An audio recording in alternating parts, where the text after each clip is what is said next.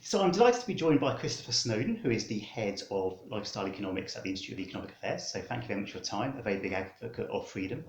Now, obviously, we've got a new Prime Minister. The obvious place to start would perhaps be with the record of the previous Prime Minister. How do you think Theresa May's record was in terms of conserving individual freedom? Really quite disappointing. I was saddened to see her carry on with the sugar tax, although admittedly that was David Cameron's idea and George Osborne's idea initially, but she also went for the most draconian possible measures on fixed odds betting terminals in betting shops. That's going to lead now to thousands of shops closing, many thousands of jobs being lost. And she pursued this obesity strategy, which again, to be fair to her, it was mainly germinated under the previous administration. But having put out a more sensible version of it initially, she buckled to the campaigners and put out the full spread of every nanny state measure you can think of in the food supply, advertising bans, food reformulation package, telling shops where they can and can't stock their items, and more. Now, obviously, as part of his campaign, Boris took aim at sin taxes, so tax on sugar, tobacco, alcohol, strongly suggesting he's going to take some kind of action to reduce them. Do you think that's something he's actually going to deliver on? Well, nobody really knows what Boris is actually going to do. He talks a good talk on all kinds of issues. I remember him years ago being on Room 101 putting the smoking ban in as something he really disliked. There's no talk of him repealing or relaxing that at all. I think he probably comes from a good place on this. When he was editor of The Spectator, he again talked pretty good talk on it. He has been criticised for bringing in a sugar tax in City Hall when he was Mayor of London. He's been criticised for banning alcohol on the tube as soon as he became mayor, so there's definitely mixed signals on this.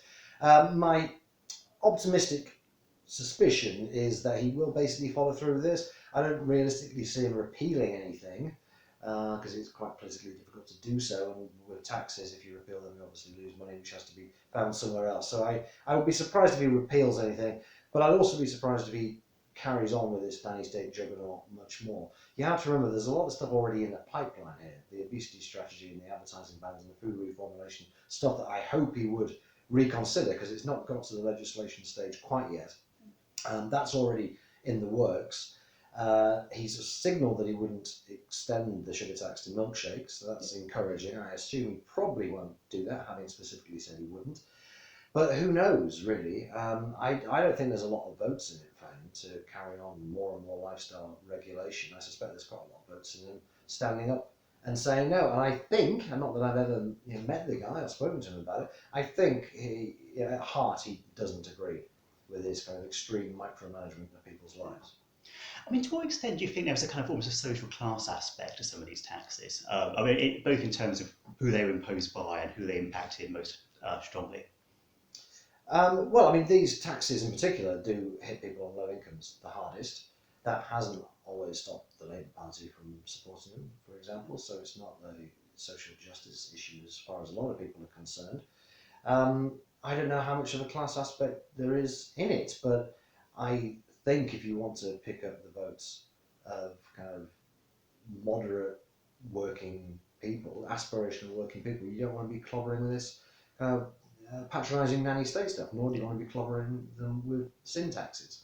So, I've never thought there's a great many votes for any prime minister in this kind of regulation. Some of it's more popular than others, but very little of the campaigning for it comes from the grassroots. This is fundamentally an elitist project. It's kind of the upper middle classes trying to reform the rest of society and push their values and preferences onto the rest of us. It's never been really a grassroots movement, and so I don't think there would be much outrage amongst the general public if Boris, at the very least, just put an end to it, or at least just had a moratorium on it would be a start. Yeah. So it kind of a policy imposed by a kind of upper middle class elite, which is particularly damaging to working class people, essentially. Yeah, it's very much in the lines of the classic Victorian middle class reform movements, and some of that stuff was good, some of it was bad, but it's gone up a notch since then. We're now talking about sugary drinks and pretty trivial issues such as that. So there's a lot of prejudice involved. There's a lot of snobbery involved in it. There's not very much science. There's very little evidence that any of this is going to make any real difference. But it will disrupt the market and it will impose various forms of cost onto people. So obviously the sugar tax came into effect last year. I mean, what are kind of the biggest changes that you've noticed and that concern you? The big change with the sugar tax hasn't been so much with the price. I mean, the price of soft drinks varies so much from shop to shop and street to street that it's actually very difficult to tell whether it's been imposed on a particular drink or not. The real effect has been, as George Osborne intended, has been to get some of the soft drink manufacturers to remove or reduce the amount of sugar in the drinks. Now, that is the government's intention, it was Public Health England's intention, it's what George Osborne used to justify it when he stood up that day behind the dispatch box and announced a sugar tax. And I guess those people think it's a good thing. There are thousands upon thousands, if not millions, of consumers of Ribena, Iron Brew, Lucozade, various other drinks, who are very far from happy about it. They no longer have the choice. And the message I get from people all the time is that there was already a low sugar version of all these drinks. Why can't we just have the choice? Put the tax on it. I'll pay. I don't mind paying a bit more for the drink that I've grown up with and I've drunk all my life. And I can no longer do that. It's deeply patronising. You can say it's not the end of the world, it's a first world problem. Well, fine, but we live in the first world. This is a unnecessary nuisance that has been inflicted on people. It's not going to benefit their health. It's just made their life moderately more miserable. And Public Health England are in the process of applying that same policy to basically the entire food supply, certainly the entire processed food supply. And so we're going to hear these complaints more and more in the years going forward, unless somebody like Boris Johnson puts a stop to it. Yeah. I mean, so obviously there's a lot of debate about cannabis. I mean, do you think that we're kind of on an inevitable road towards cannabis legalisation? I think it's pretty close to being inevitable now. Yeah, I do. I was recently in Canada and seeing how it's working over there. There's, to be fair, quite a few teething problems, but the principle of it seems to have gone down well. I'm sure it will work in the long term. You've got, I think, now 11 states in the US, including big ones like California, that have legalised pretty successfully. The government's making lots of tax revenue. The black market is being gradually trampled and will disappear ultimately in terms of cannabis. And pretty much everyone's happy. There's not much of a move to bring in prohibition again. So I think, given that the USA has embraced legalization to such an extent, and the dominoes are clearly falling over there, I do think it's inevitable that European countries will follow suit. Luxembourg is already well on its way to legalization. I think once you've got one European country and legalization is seen to have worked, you will very quickly see the rest of the dominoes falling. Where Britain will be in terms of that chronologically, I don't know. I mean, we're clearly not going to be the first, we probably won't be the second. And it very much depends on the leader. And I have no idea what Boris's view of this is. Politicians for years have been worried about what the tabloids will say and what Middle England will say.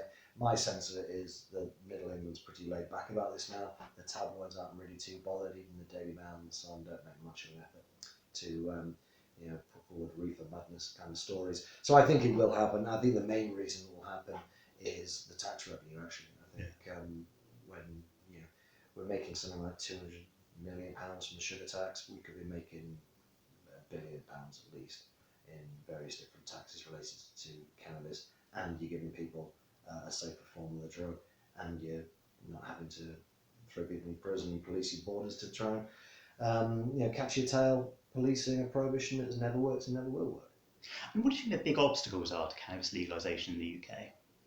Well, I mean, a certain amount of opposition from various MPs on the backbenches in particular, and indeed the front bench. There's a certain amount of opposition, of course, from some journalists, some newspapers. There clearly is still a significant section of the population who think that this drug should be banned and that we can't stop everyone taking them, but it's better to try and stop people taking them than not stop.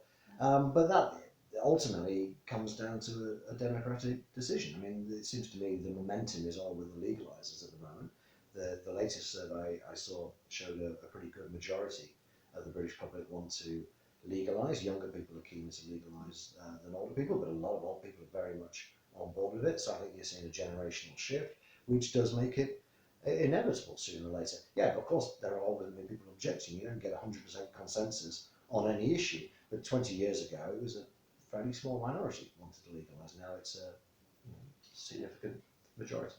I mean, other than Brexit, what kind of one policy area or perhaps law do you think that Boris should focus on to enhance individual freedom? To enhance individual freedom, I would like. I haven't got one specific policy. Which I've got plenty. I would like to see him do something on free speech, and obviously I'd Okay. like to see him do something on nanny state. I think those are the two areas where we've really gone backwards over the course of the last 10, 15 years. Yeah. It seems that free speech is being constantly whittled away through various bits of legislation and gold plating legislation, and indeed police just taking it on themselves to enforce laws that don't even exist. So I would like to see some kind of ideally, I'd like to see some kind of constitutional right to free speech, actually, along the American lines, because I'm pretty much an absolutist with this, and I think the last few years have shown what happens if you're not an absolutist. Then you just have a precedent. This is a protected minority. You can't say anything about them, and so are they, and so are they, and well, in that case, we're all right out there. And before you know it, you can't say anything about anybody. And the nanny state stuff, just in general, if I had to pick a single policy, I would just say scrap the obesity strategy. Not necessarily because it's the worst nanny state policy of the last few years, but it's not yet been passed into law. So it seems to me it's politically easier to do it. As a matter of pragmatic political possibility, it seems to me that you can kind of nip that one in the bud, and there'll be a bit of squealing from the usual campaigners, Action on Sugar, and a few of the groups like that. But I don't think the public will notice. Yeah. It's interesting you mentioned free speech. I mean, is there any particular area you're sort of especially concerned about? So obviously academia is often pointed out as kind of the canary down the coal mine. Is it one particular area or is it just across the board? Well, it's kind of across the board. I mean, when you're defending free speech, you always end up seeming like you're defending the worst people in the world, right? Because people who want to get rid of free speech don't start with people wanting to talk about the weather. And so inevitably it's the most objectionable people, and that's how they crack open the door. And that's why you have to be a fundamentalist about this, an absolutist about this, because the right to be offensive is absolutely integral to free speech. If you can't be offensive, then you haven't got free speech. Same as if you can't criticise someone's religion, you haven't got free speech. It's indivisible as a right. So yeah, at the moment it's about things like race and religion and gender and all this kind of stuff, but it's snowballing on. And I just think we need to have a right to be offensive and to say essentially whatever you like, with the only exception being plausible threats. Yeah. I mean, turning to a slightly different subject. So obviously the Labour Party's gone in a slightly different direction. I know we can't get party political, don't worry. So obviously some of the policies now advocate include things like rent controls, higher top rate of income tax, nationalisation of certain utilities, etc. Do you think that any of those policies would be significant threats to individual liberty? Yeah, I mean, not in the civil liberties sense of the word, but yeah, if you interfere in the market, you are generally going to be imposing some kind of costs. Clearly, you're affecting the liberty of people in business, most obviously, and a lot of people maybe don't care about that, but the effects of that soon filter through to the consumer. Don't worry about that. So yeah, I mean, the Labour Party at the moment is quite a long way from where the Institute of Economic Affairs would like them to be, and that's not a good thing. But then so is the Conservative Party and the Lib Dem Party and the Green Party and everybody else at the moment. So we haven't seen. There's been nothing to cheer in regards to Theresa May.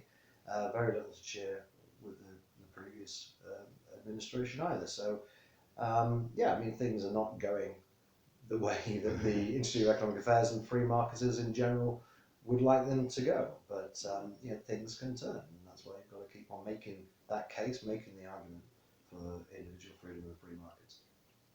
I'll finish on a bit of a curveball. So obviously at the moment there are very large pro-democracy protests happening in Hong Kong. I mean, do you think that the strengthening of China has reached a point where now the Chinese model, which is obviously kind of very authoritarian both politically and to some extent economically, is providing almost a kind of plausible rival to the kind of Western liberal democratic model in the same way that the Soviet Union did during the Cold War?